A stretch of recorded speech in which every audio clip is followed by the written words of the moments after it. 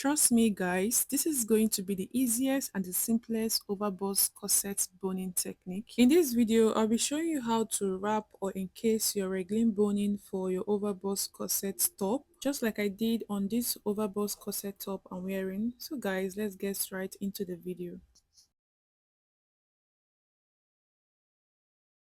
So this is the overbust top that I'm working on. I went ahead to actually encase or wrap the boning for this other side that I've already sewn, and this is the lining piece. And I also went ahead to do the bust caging, and this is what I'm going to show you how to create.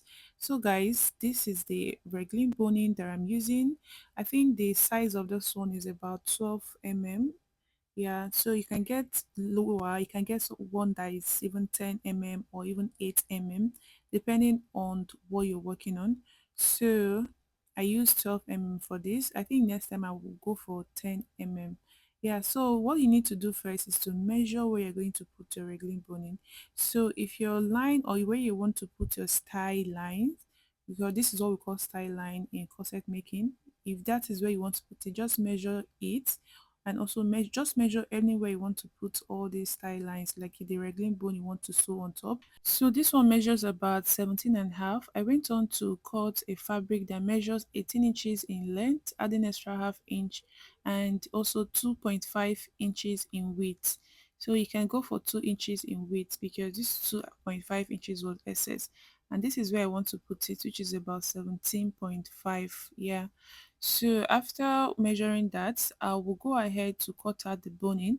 The boning should measure like 1 inch below the actual measurement that you have on your dress. So I either 1 inch or 1 point or half inch below it. So I cut a Rigilene bone that measures 16.5 inches. So where I want to put this Rigilene bone, it measures about 17.5. So I cut the boning that measures 16.5. That's 1 inch difference. So this is where I'm going to place it. So what I need to do next is just to bring it to the sewing machine like so.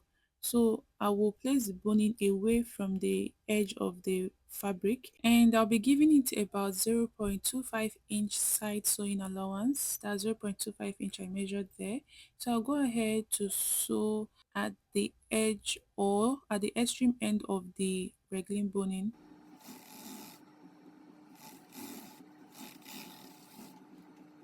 So when I was done sewing that part, what we need to do next is to wrap it. So this is what is left for us to use to wrap it. So how to start by wrapping this thing is we're just going to start like this and wrap it. Remember that I sewed it to the front side, like the one I sewed before was to the front side. So I will wrap it just this way, and then at this end I'll fold it in. I fold in the rough edge inside and also sew it just like this to the front. So ensure that is your front fabric or any fabric you're working with to wrap your Rigilene boning. Ensure that is the front side that is covering it.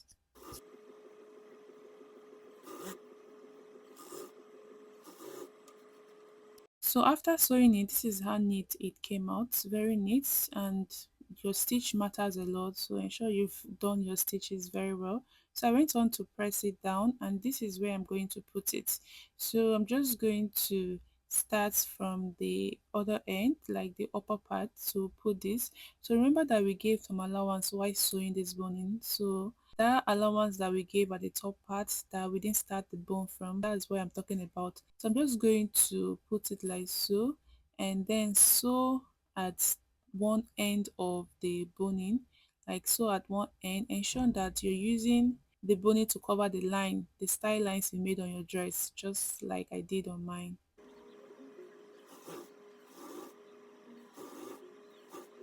So after sewing on one end, I'll flip it to the other side and continue sewing on that other side using your straight stitch.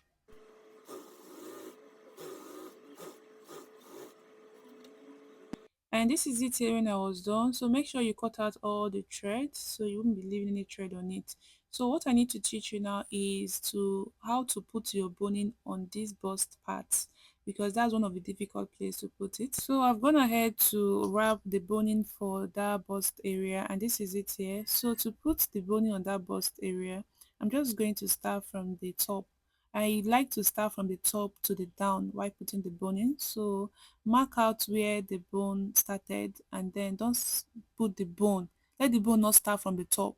Give some space, some free space from it. So I don't know if you get what I said. So please, this is where I'm just going to be sewing it. Ensure to be spacing like that your bust part. So ensure to be spacing it so gently along this part. Just be opening it up a little bit and be sewing gently along it so that the curved bustier will stand.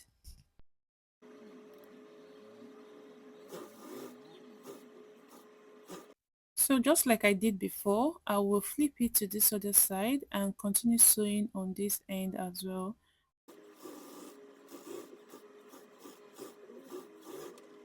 So this is it here when I was done sewing it. You can see how the bust area is curvy and standing and all that, yeah. So it's okay if your boning got to the down part, but let it not get to the upper part because you're going to turn the upper part, which you don't want the boning to obstruct it. So guys, this is the top here when I was done making it. This is how beautiful it came out. I went on to put the eyelets and do other sewing I needed to do. And guys, this is the inside part of it. The box caging, so neat and beautiful. So let me know in the comment section if this boning technique will help you, and if you have other method that you think you can use, also let me know in the comment section. And don't forget to like, subscribe, share, and I'll see you all in my next video. Bye.